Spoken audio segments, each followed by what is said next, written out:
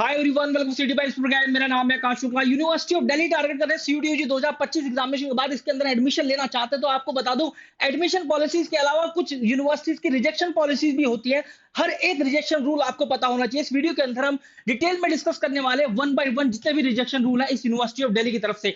इसके admission bulletin या इसका जो इन्फॉर्मेशन बुलेटिन है जो कि इसकी ऑफिशियल वेबसाइट पर पड़ा हुआ है, वहां पर ये सारी डिटेल्स अवेलेबल है। तो मैंने अलग अलग जगह से सारे के सारे रूल्स उठाए और आपके सामने ये वीडियो लेकर आ चुका हूं। तो सबसे पहले रिजेक्शन पॉलिसी की अगर हम बात करें तो अगर आप एक ऐसे स्टूडेंट हैं जिन्होंने ऐसा डोमेन टेस्ट दे दिया जो कि आपने क्लास 12 के अंदर नहीं पढ़ा है, तो भाई आप यूनिवर्सिटी ऑफ दिल्ली का सफर भूल जाना। आप यूनिवर्सिटी ऑफ दिल्ली के लिए काबिल नहीं हो पाएंगे। उसके लिए आपका एडमिशन प्रोसेस रिजेक्ट हो जाएगा क्योंकि आपको क्लास 12 वाले डोमेन सब्जेक्ट में ही अपियर होना था सीयूटी यूजी 2025 के एग्जामिनेशन के अंदर। अगर मैं बात करूं यहाँ पर लैंग्वेज टेस्ट की, तो हर एक मतलब आप देखोगे यूनिवर्सिटी ऑफ दिल्ली के मोस्ट ऑफ द कोर्सेज के लिए लैंग्वेज टेस्ट को मैंडेटरी माना गया है। हाँ, कहीं साइंस कोर्सेज के लिए कुछ परसेंटेज की डिमांड करी है कि 30% लेना अनिवार्य है ड्यूरिंग द मेरिट कैलकुलेशन। उसके जो मार्क्स कैलकुलेट नहीं होंगे, लेकिन लैंग्वेज टेस्ट के अंदर अपियर होना जरूरी है। तो यूनिवर्सिटी ऑफ दिल्ली की पहली प्रायोरिटी, अगर आपने लैंग्वेज टेस्ट का एग्जाम नहीं दिया है तो आप यूनिवर्सिटी ऑफ दिल्ली के लिए अपना सफर भूल जाना। इसके अलावा अगर आप एक ऐसे कैंडिडेट है जो कि ओबीसी, एनसीएल या फिर जनरल ईडब्ल्यूएस कैटेगरी से हैं, तो इनका जो सर्टिफिकेट होगा ना वो नए फाइनेंशियल ईयर से काउंट होगा। मतलब 31 मार्च 2025 के बाद का सर्टिफिकेट होना चाहिए। ये यूनिवर्सिटी ऑफ दिल्ली की ऑफिशियल वेबसाइट पर भी लिखा हुआ होता है कि हम नए फाइनेंशियल ईयर का सर्टिफिकेट काउंट करने वाले हैं, क्योंकि ये जो दोनों सर्टिफिकेट है ये फाइनेंस रिलेटेड सर्टिफिकेट है।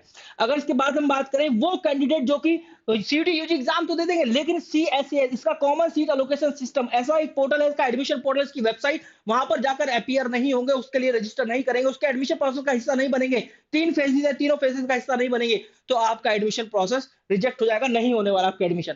इसके अलावा एक ऐसा भी होता है कि कई बार स्टूडेंट जो है कट ऑफ क्वालिफाई कर लेते हैं लेकिन फिर भी उनका एडमिशन नहीं हो पाता है। ऐसा तब होता है कि जिस कोर्स यूनिवर्सिटी या जिस कोर्स या कॉलेज के लिए आप टारगेट कर रहे हैं वहां पर कोई एक सीट बची है और 2 कैंडिडेट हैं, आप एक तो आप और एक आपके प्रतिद्वंदी।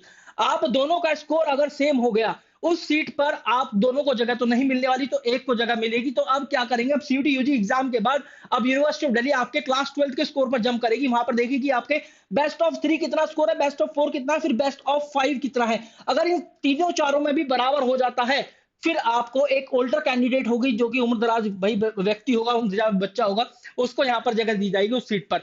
तो जो बच्चा उम्र में छोटा होगा उसको जगह नहीं दी जाएगी, चाहे वो आपसे एक एक दिन भी बढ़ा हो। इसके बाद वो बच्चे जो कि अपना चेंज कर रहे हैं स्ट्रीम, भाई स्ट्रीम चेंज पॉलिसी लागू है सीयूटी यूजी एग्जाम के बाद, लेकिन आपको ये बात मेक श्योर करनी है कि आप जिस भी स्ट्रीम पर स्विच कर रहे हैं, जिस भी कोर्स पर स्विच कर रहे हैं, आपका एलिजिबिलिटी क्राइटेरिया ठीक से क्वालिफाई करते हो। यूनिवर्सिटी ऑफ दिल्ली की जो ऑफिशियल्स है जैसे योगेश सिंह जी है, वो भी ये बोलते हैं कि आप एक बार ये जरूर देख लें कि आप उस कोर्स का एलिजिबिलिटी क्राइटेरिया सेटिस्फाई कर पा रहे हैं या नहीं। इसके बाद यहाँ पर बात लिखी हुई है कि जनरल टेस्ट की बात करें तो जनरल टेस्ट जहां पर मैंडेटरी है वहां पे तो भाई जरूर से जरूर काउंट होगा। जैसे बीबीए, बीएमएस, बीबी जर्नलिज्म, मास कम्युनिकेशन की बात करें, बीटेक, आईटीएमआई की बात करें, तो यहाँ पर तो जनरल एप्टीट्यूड टेस्ट या फिर जनरल टेस्ट का स्कोर जो है जरूर से जरूर काउंट होगा। हाँ, उन कोर्सेज के लिए नहीं काउंट होने वाला जहां पर जनरल टेस्ट की रिक्वायरमेंट नहीं है, तो आपके ओवरऑल स्कोर पर कोई भी इंपैक्ट नहीं पड़ने वाला। तो ये बात ध्यान रखना, अगर आप अपियर नहीं हुए उन कोर्सेज के लिए तो भाई नहीं होने वाला।